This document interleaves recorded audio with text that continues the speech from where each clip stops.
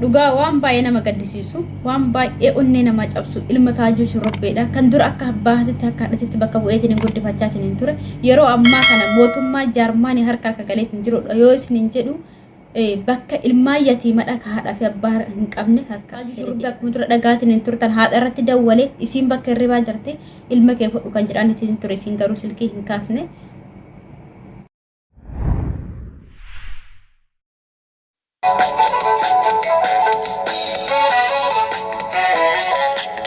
Assalamualaikum warahmatullahi wabarakatuh. Ashama arkafuni akkam jirtu hordoftoota fi daawwattoota saantii Oroosho hunduma keessan bakkum jirtanii sinaqeenni koosina dhaqqabocha akkuma beekamuun qalee dheengadda ilmaan Oromoodha hedduun isaanii miira hamaa keessa akka seenanii isin jiran hundumti keessan iyyuu hin beekna sababni isaalleedha Taajuu Shurrubbeedha haadha manaa isaa qofa galaafachuu lubbuu baasu osoo hin taane waa hedduudha kan inni balleesse tokkoffaa irratti jireenya fi balleessee jira ilma isaa karatti hambisee jira yoo isin jedhu mootuyyuu ilma durumaa iyyuu haadha bira hin jirre inni haadha fi abbaa ta'eetiin guddisaa jiru haadha immoo ilma haadhaa fi abbaa hin qabne taasisee jira ittaan isatiin intala kana mootuyyuu intala adaadaa isa haadha manaa qofa osoo hin taane intala adaadaa isa lubbuu isaa isii balleessee jira jireenya nama iddoo balleesseera inni kunoo maalidha uummata Oromoo biratti nama bakka guddaa fi waan guddaadhaan ilmaan Oromoo eeganidha samoonii dhiyoo kan torbee dhufu kana keessa mootuyyuu sirba haaraa wallee qabatee akka dhufaa jiru turas kan dubbateedha yoo kana isin jedhu mootuyyuu inni kuni nama waan jabaa Oromoodhaaf turas dalagaatiin ture hanga ta'e way afaan Oromootiin aartii Oromoo keessatti nama gahee guddaa taphataa turedha ammas kan uummanni Oromoo waa durraa eeganii jechuudha sanis ta'ee kanas amma maaltu jira haalli deemaa jira maalidha kan jedhu irratti tokkoffaa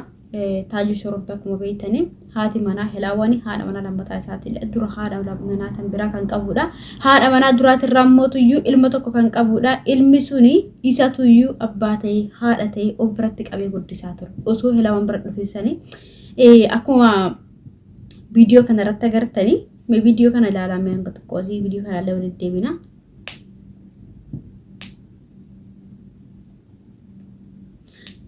Akkuma argaatiin jirtan kana ilma kana kophaa isaa guddisaa ta'e jechuudha kan inni ture ilmi kuni kan niitii duraati ilma kophaa isaa haadha ta'e abbaa ta'e guddisaatiin ture kana kaleessa yeroo inni lubbuu Helaawaa galaafateetiin jedherraa haadha manaa isaa dura yookiin immoo haadha mucaa kanaatti dawwalee tuniin ture jechuudha akka isiin dubbattutti akka haati mucaa kanaa dubbattutti natti dawwalaa ture yeroo sanii haa ta'uyyuu malee garuuyyuu an hirriba keessa jira nattis barreessee ture an hirriba keessa jiraadha kan isin jettu jechuudha sa'aatii sanitti maaliif inni waan balleessee jiru waan beekuu fi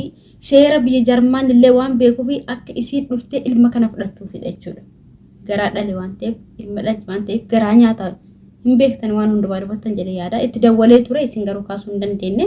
walumaa galatti amma ilmi kun eessa jira maalirra jira waan jedhuu fi waan baay'ee isin gaddisiisu waan baay'ee garaa nama nyaatu dhugaa rabbi ilma kichuureef lafaa dhufaatiin hin jiru biyya Oromoo keessatti amma akka ilmoo haadhaa fi abbaa hin qabneetitti harka mootummaa Jaarmaanii keessa seenetii jiraadha kan dubbatamaatiin hin jiru poolisiin fudhatii harka poolisii keessa galeetidha kan jirudha biyyi sun akkuma beektan biyya guddatte haadha manaa fi abbaan manaa tokko gaafa walolaniitiin hin jedhanirra yoo jar lama waliif hin taane akkuma beektan gargar oofanii gargar teessisan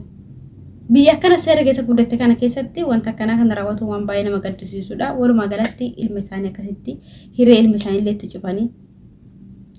kan yeroo duraatu haadhan qabu abbaan ofitti qabeetiin guddisaa jiru haadha abbaa sanis dhabee ilma yetaamaa jedhameetiin maqaa sana waamamaa jira jechuudha ilmi isaanii tokkoffaa kanarratti itti aansee immoo kan ajaa'ibu keessaa namni tokko gaafa dhabeetiin hin jedhe carraa hedduu qaba tokkoffaa isiin kuni garuu waan jara lama wadhabseetiin jedhe isaanuma rabbitu walirraa beeka wanti jedhamaatiin hin jiru hinaafarraa dhakoonti kun ka dhufe erga haati manaa isaa kun akkuma argitan mee suuraa irratti akkuma argatan hin jirtan kana jaalala kana hunda kan walii qabudha jarri kun lamaan cidha isaaniitu yoo raawwatanii kan hin xumurinidha kan isiin kaateetiin dhufte biyyarraa kalee dheengaddaadha erga garuu as geetteetiin jette erga waliin taane maal rakkoo qaba hanga ilma isaaniillee carraa isaaniitti cufaniitiin ilma haadhaa fi abbaa hin qabne fakkeessanii ofillee mootuyyuu jireenya jiruu hin geenne jechuudha addunyaa kanarratti innis lubbuu isii lubbuu baasan hin takkamu isiin lubbuu baasan jettu ofirraa yoo baafate inni garuuyyuu jireenya jiruu hin guunne dhimma isaa jiraataa jechuudha mana hidhaa keessatti hanga kana hunda godhee inni kun aartistii Oromooti maqaa hin taane ofitti fudhatu maal rakkoo qabu yoo addaan deeman hin taane fi miti intalli kun intala aadaa isaati dhiiga isaati eegan barbaanne maa rakkoo qabu ati jireenya kee jiraadhu anis jireenya kee jiraadha ilmi isaanillee aga wala baddee godhanii karratti hambisa ilmi isaa guddifate maa rakkoo qabu dhiironni biraa yookiin shamarran biraa kanarraa dhugaa akka ajaa'ibaatti waa hedduu baratta waa hedduu battan jedheetiin yaada barnoota hedduu irraa waa hubattan jedhee yaada ana akka kiyyaatti waa hedduu irraa baradhe waan ta'eef gaafa tokko uumamu wanti sun waan tokko qofa qabateetiin hin deemu waa hedduu balleessa waa hedduu harka qabateetiin hin taraan jechuudha gochi inni raawwate kuni tokkoffaa maqaa artistoota Oromoo xureesseeraatti aansee mootiyyuu ilmi ofillee karatti hambiseetiin hin jira abbaan isii amma Yamaniin keessa jira TikTok irra sagalee isaa idduma miidiyaa kanarra deddeemaatiin hin jira jechuudha mee viidiyoo gabaabduu isaa dhaggeeffadhaa viidiyoo waan abbaan ishii jedhu jechuudha waan baay'ee garaas hin nyaatu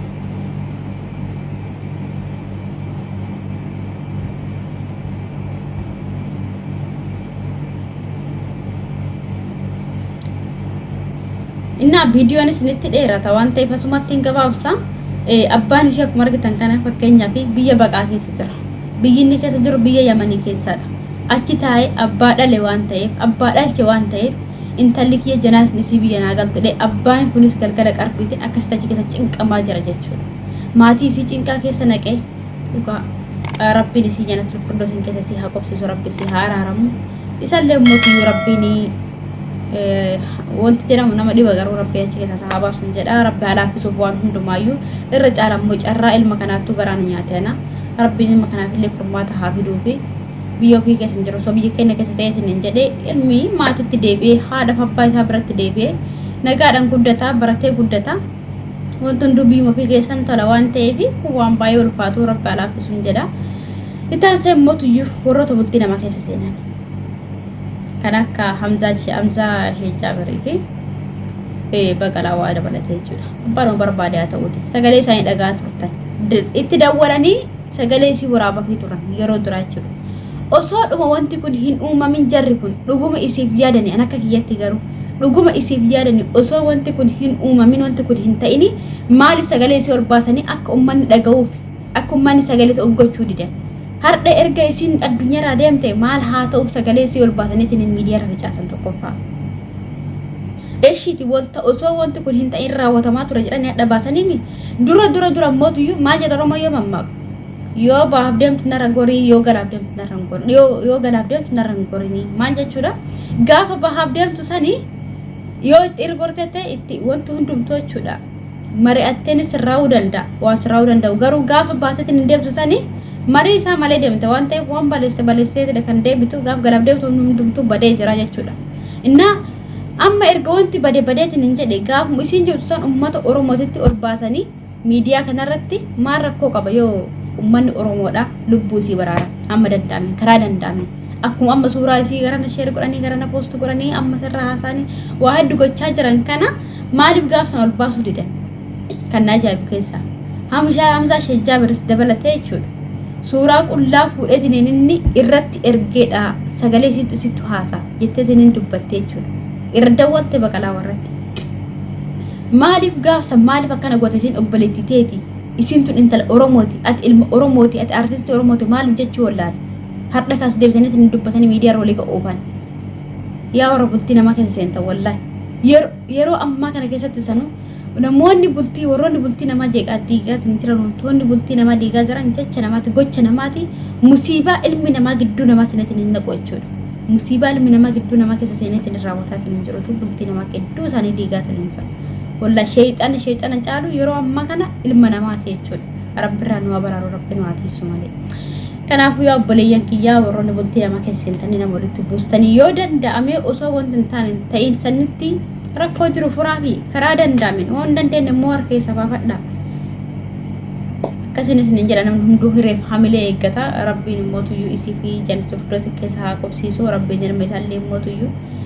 gara biyyaattis ta'uu rakkoo hamaa keessaa hundumaayyuu haa baasuun jedha kanumaan jedha obboleeyyan kiyyaa turtii gaarii isin haa ta'u warroonni fa'inara kanaaf haaraa taatan laayik sabskiraayib gochuun dagatina assalaamu alaykum warahmatullahi wabarakaatuh